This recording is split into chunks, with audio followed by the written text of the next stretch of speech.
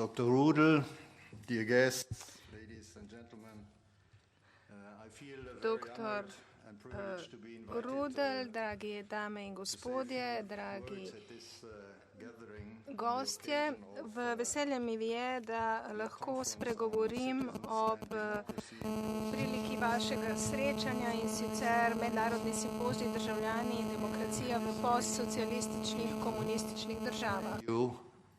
vis-à-vis the topic, namely the To je izredno pomembna tema, upoštevaje dejstvo, da o tem govorimo v slovenskem parlamentu.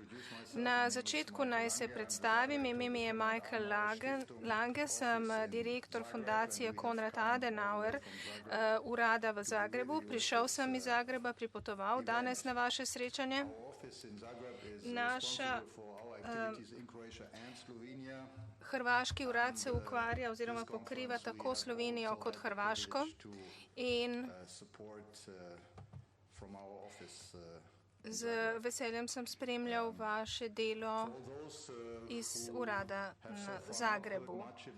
Za tiste, ki ne poznajo dosti fundacije Konrad Adenauer, naj vam na kratko povem, da smo nemška politična fundacija, ki je bližnje povezana z Krščansko-demokratsko unijo, stranko, ki jo vodi nemška kanclerka gospa Angela Merkel. Ukvarjamo se predvsem z političnim dialogom ter širimo vrednote krščanske demokracije. Naj povem, da sama fundacija nosi ime soustanovitelja Nemške krščansko-demokratske unije in prvega kanclerja Zvezne republike Nemčije Konrada Adenauerja, ki je postavil temelje za demokratično obnovo naše države na osnove tistega, kar so danes skupne evropske vrednote. In je to tudi osnova za mirno združitev, ponovno združitev Nemčije in posledično nadaljevanje, uspešno vključevanje skoraj celotne Evrope. Danes lahko naloge Konrada Adenauerja primerjamo z izzivi voditeljev držav vzhodne Evrope na začetku 90-ih let. Zahvaljujoče tem koreninam je za našo fundacijo bistvena predanost svobodi in demokraciji, pri tem pa želimo okrepiti evropske integracijske procese ter širiti krščansko-demokratske vrednote. Nekatere dejavnosti na Hrvaškem in v Sloveniji lahko vidite iz naše brošure, ki jo dobite na vhodu.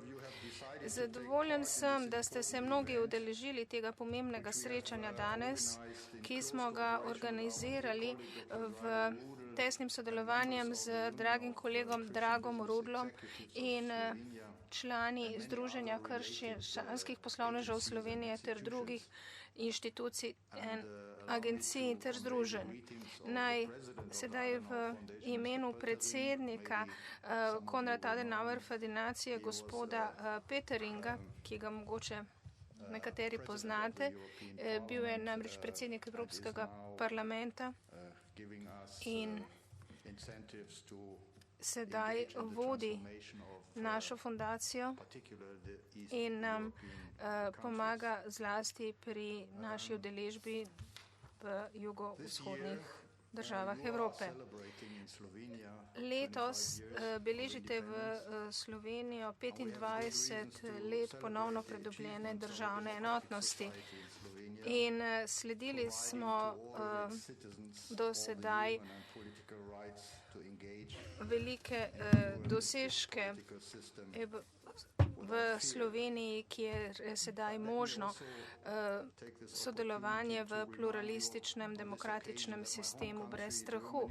Naj pa istočasno rečem, da je Nemčija nedolgo nazaj, v bistvu lani, še zlasti vzhodni del našega države, spraznoval 25. obletnico nacionalne enotnosti, ki je rezultat mirne revolucije, v tako imenovani Demokratični republiki Nemčiji. Smešno ime, mar ne? V 40 letih je v DDR-ju vladal komunistični sistem, kot tudi v tej državi, ko ste bili še del Jugoslavije.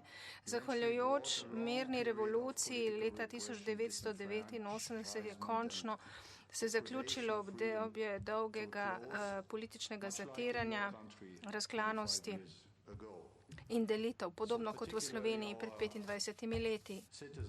In še zlasti naši državljani z vzhoda so doživeli enako usodo kot vi v zadnjih 25 letih in zato vas zelo dobro razumemo vašo željo po uspešni preobrazbi.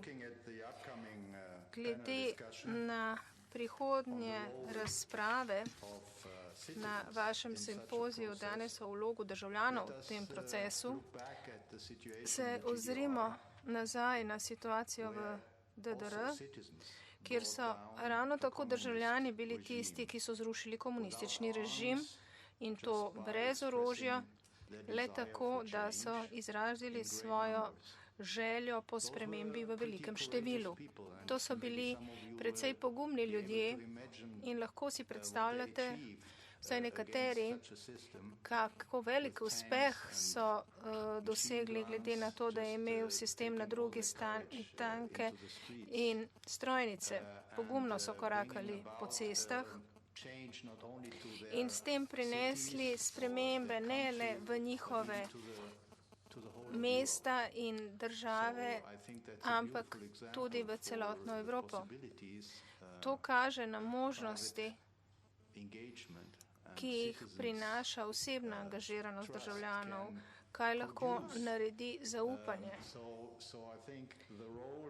Prepričan sem, da je vloga državljanov zelo pomembna, tako kot vloga političnih strank, ki seveda imajo svoje interese, ampak državljani morajo biti vedno tisti, ki nadzorujejo spremembe in nadzorujejo stranke, ki se včasih malo utrudijo vseh teh sprememb.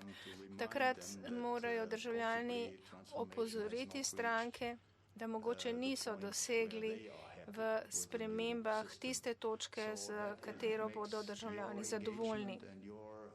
Zahvaljujoč vaši udeležbi in vašemu aktivizmu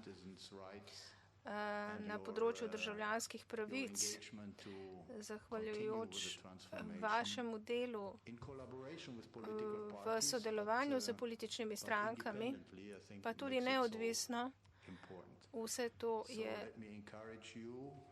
tisto, kar bo prineslo prave spremembe. Zato vas podpiramo. Podpiramo tudi ta simpozij, pozdravljamo njegovo organizacijo. Pozivamo vas, da nadaljujete v tej smeri in Konrad Adenauer je fundacija, ki vam bo vedno na tej poti pomagala k ciljem. Najlepše hvala za vašo pozornost. Opravičujem se, ker sem se umešal in prekinil vaše razprave, ampak bilo mi je važno, da vam podam to sporočilo in da vas spodbudim, da še naprej delate v to smer in ne pozabite, da smo vam ob strani ter vam pri tem pomagamo. Hvala za pozornost.